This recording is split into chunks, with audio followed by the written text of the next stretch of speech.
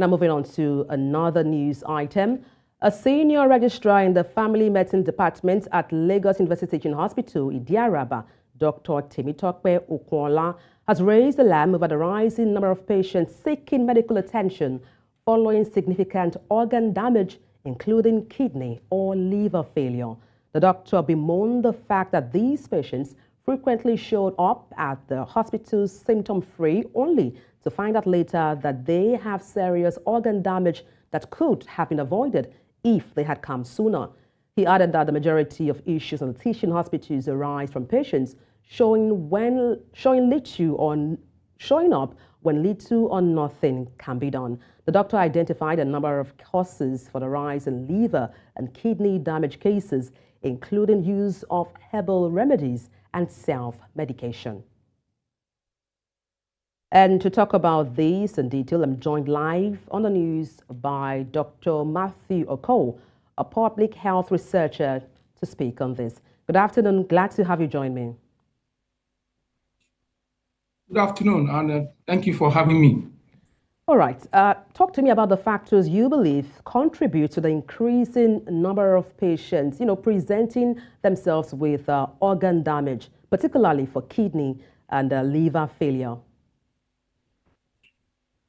So I think first thing that we'll talk about here is the fact that the way our way of life really is is not something I want to write home about in terms of how we neglect preventive healthcare as a people. You see a lot of people who have chronic conditions and they are not even aware. I think a couple of years back, Isaac Adewale, then Professor Isaac Adewale, the Minister of Health, did mention that half the people who have diabetes in Nigeria are not even aware. So, and this most of these chronic conditions, tend to take their toll on our organs without us knowing. So, unless we adopt this habit of going to the hospital as routine to have ourselves checked, we may continue to have these challenges because the organ failure, is an insidious thing that begins over time, and then before you know it, you find yourself in trouble. So we need to improve our way of life in terms of seeking preventive healthcare instead of waiting until we are ill before going to the hospital. Now, beyond lifestyle habits, like you mentioned, Dr. Okunola mentioned patients often, showing up symptom-free, but later discovering serious organ damage. How can individuals be more aware? What are the signs, the telltale signs to help you know that, hey, there is a problem looming behind? Right. Again, you see, in the early stages, the symptoms, are oftentimes we refer to them as non-specific, meaning the symptoms that you get are not.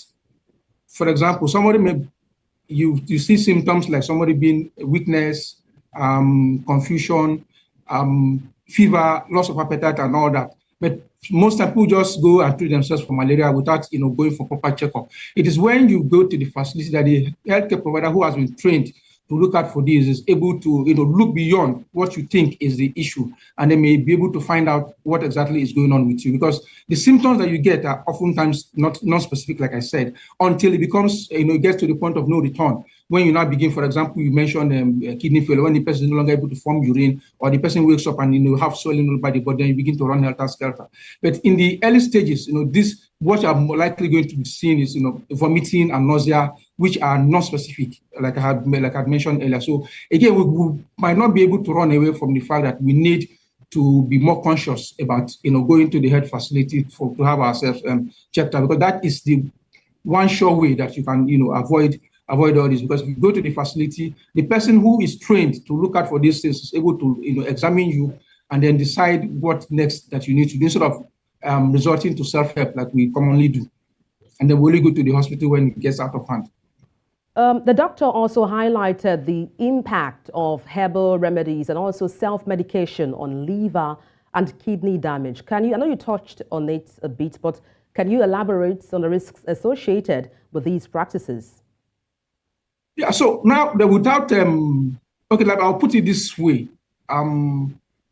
Up to half the medication that we use in the health facilities are plant-based, right? We source them from plant, and then but the the process of getting these drugs out of the plant undergoes a process of purification during which the products are detoxified. What I'm saying here is the fact that most of these plant elements also, in addition to the active ingredient that they contain, also have toxins that people who sell herbal products may not be aware of. So they contain toxins. They may contain heavy metals. So which are injurious to the body. Now the kidney and the liver are primarily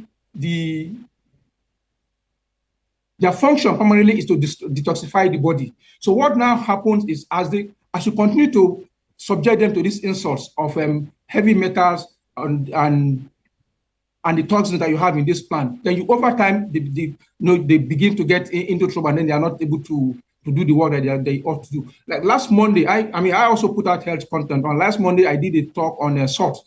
Salt is supposed to be part of your food, right? Without salt, your food will not be tasty. But when you have too much salt, over time, it tends to injure the blood vessels that you have in your kidney and can cause kidney problems for you. So the point here is we need to be careful of the herbal products that we take, because even sometimes some people who sell herbal products that they say for pain, we found out from over time that what they do is that they ground large amounts of painkillers. The people can buy from the pharmacy and put inside this thing just to convince their customers that the products actually do work.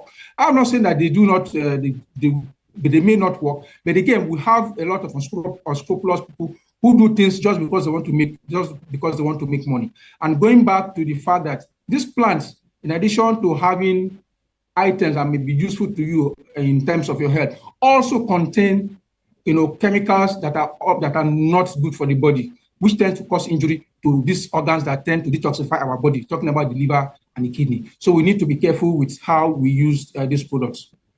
When it comes to sensitizing people or raising awareness, what measures would you recommend to inform the public about the importance of early presentation for medical issues? Now, with respect to early presentation, this is a multi-sectoral thing. Number one, we as a people, over time, people have this apathy of reporting to the hospital first when they fall ill. They want to try all manner of things before going to the hospital.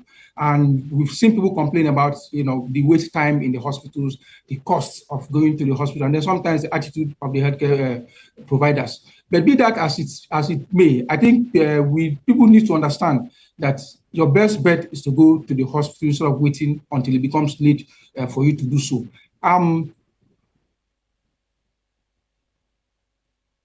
So I think I've lost my tone of the second part of that question. If you can repeat it for me, please.